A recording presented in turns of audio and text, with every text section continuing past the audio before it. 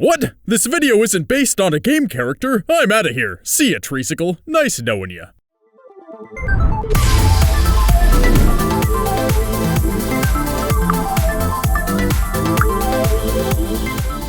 See? We got to it before you did, lovely internet commenter. But you'll want to stick around for this one, because we're going into another world. The world of virtual reality. A world filled with fun and games, new experiences and excitement. A world that will become obsolete. A world you never knew. Unless you bought an Oculus or a Vive, because virtual reality is here, people. It's in homes, it's for sale, and it costs $800! I stand corrected. Virtual reality is here if you're loaded. And not like your mom's potatoes.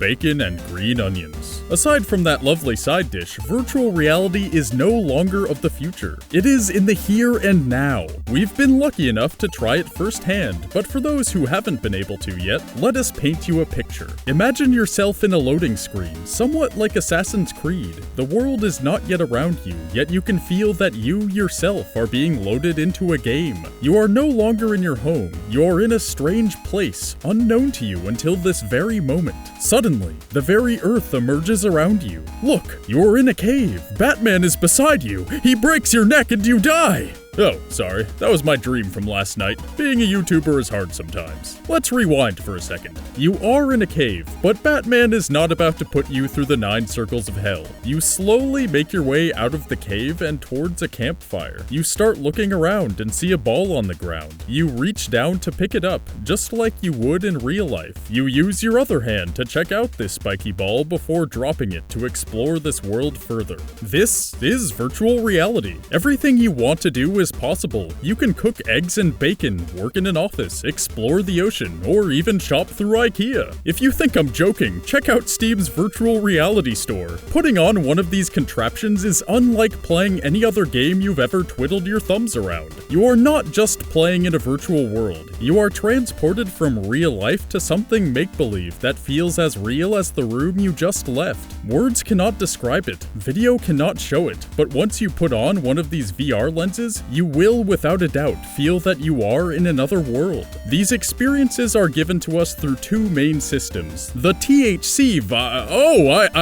HTC Vive and the Oculus Rift. There are others, like PlayStation and Samsung's offerings, but we'll focus on these 2 for now. Let's begin with the Oculus. The Oculus Rift was the frontrunner of VR technology before the Vive was introduced. The Oculus is generally seen being used with an Xbox controller, which lets experienced gamers easily pick up the controls for Oculus games. As for the VR aspect of the Oculus, the device uses one sensor in front of the player to track the player in 3D space. The sensor is designed to look just like any other item that would be on a gamer's desk, like a microphone, or speaker, or pack of unopened condoms that have already expired. I kid, we gamers get laid too. We just don't use condoms. The Oculus has also split the Xbox controller into 2 parts, one for each hand. These controllers can be tracked in 3D in real time and can sense when the user extends their index finger to press virtual buttons in front of them. All in all, a pretty fine piece of machinery and priced at 600 smackers. But wait, Grant, you said 800 smackers earlier. I was paying attention. Correct you are, astute internet folk. But those 800 bucks are for the Vive, not the Oculus. And speaking of the Vive, let's talk about the Vive. First off, the Vive has multiple sensors strategically placed around the player. These sensors help the Vive embody human activity as much as possible. This includes walking, crouching, standing, all movement that can be done within a 15 by 15 foot square. The Vive has a unique controller which enables the user to easily make familiar hand movements like gripping, tossing, and catching. This isn't as familiar to experienced gamers as an Xbox controller, but the controls are intuitive and create another layer of immersion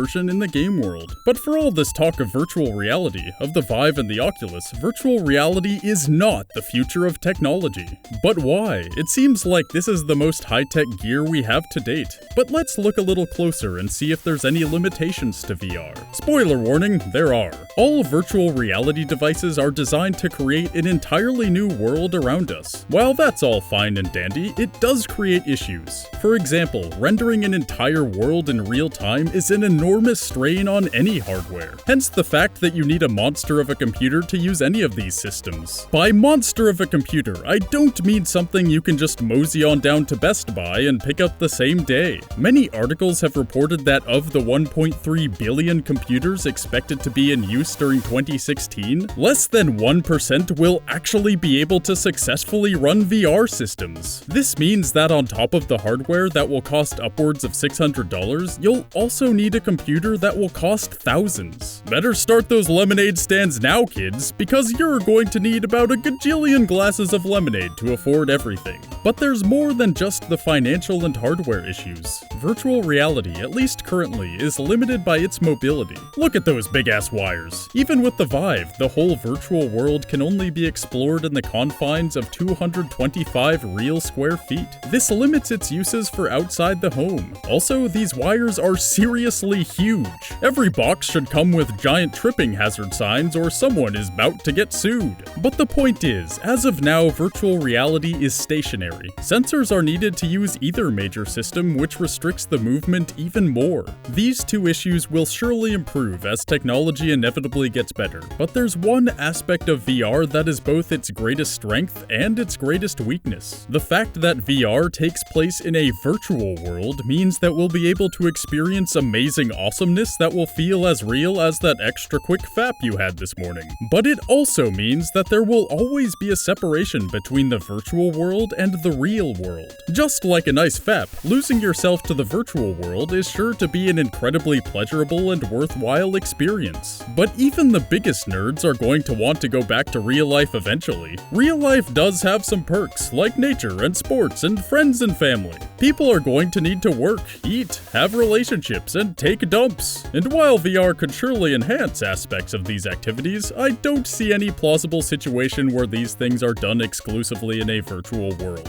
If only there was a way to combine the awesomeness of VR with the necessities of real life. Welcome to augmented reality. It's like reality, but better. Virtual reality puts you in a different world. Augmented reality changes the world you live in. Remember all those limitations that hindered VR? The need for metric fucktons of computing power, its lack of mobility, and its separation from real life? AR doesn't have any of that shit, because AR only augments the natural world and doesn't have to render an entire virtual world in real time. The computing power needed for AR is way less than what's needed for VR. Instead of needing a separate hulk of a computer to do the heavy lifting in addition to a headset, all AR needs is a computer the size of a pair of glasses. No hulking computer required. This fixes the second problem too. AR is mobile as a mofo. No heavy cables, no limitations to a 15 by 15 foot square, no stationary sensors. You can bring this thing anywhere and you can use it for anything.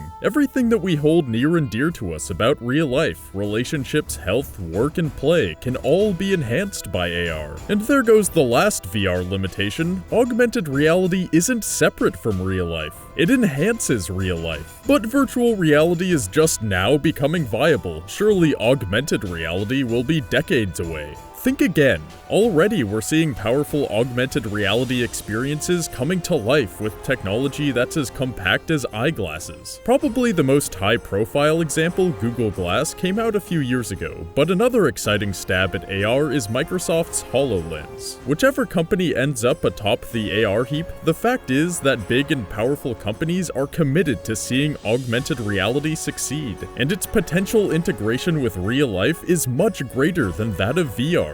Imagine a world where you look down at your plate and you see cookies appearing 50% larger, which makes you eat 10% fewer calories. Imagine a world where a pair of glasses on your face instantly identify your current mood or state of attention, and it tracks it to what you're looking at, or what you're doing, or what you're thinking. This world is not only possible, it's here. And as cool as virtual reality is, and I assure you, it's cool, it just doesn't compare to the astounding real-world possibilities of augmented reality. It seems to me that virtual reality will offer an incredible escape from our day-to-day lives, kind of like a souped-up version of video games. Augmented reality, on the other hand, could alter the very fabric of our day-to-day lives, kind of like a souped-up version of the personal computer. A lot of people play video games, not everyone does. But you know how your grandma that thinks Barack Obama is president still uses Google to find out which pantyhose won't irritate her gams? Yeah, that's how future grandmas are going to think about augmented reality. It will be completely absurd to not use it, even for grandmas. With the painful image of a grandma putting on non-irritating pantyhose seared into your mind. That's the story